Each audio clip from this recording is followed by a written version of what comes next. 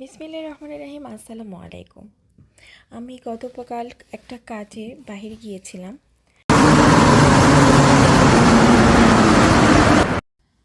তো আমি মেট্রোর জন্য ওয়েট করছি। তো মেট্রো চলে আসলে আমি উঠে পড়ি। তারপরে মেট্রো থেকে নামার পরে এই ভিউটা। তো এক জায়গায় কাজে যাওয়া মানে একটু আশেপাশে তো একটু ঘোরাফেরাও করা, তাই না? এখানে কুইন ভিক্টোরিয়ার একটা ভাস্কর্য ছিল।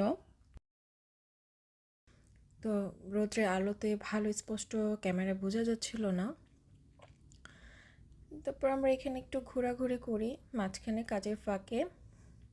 আর এখানটার বিল্ডিংগুলো এত সুন্দর, এত চমৎকার, পরিবেশটাও খুবই ভালো।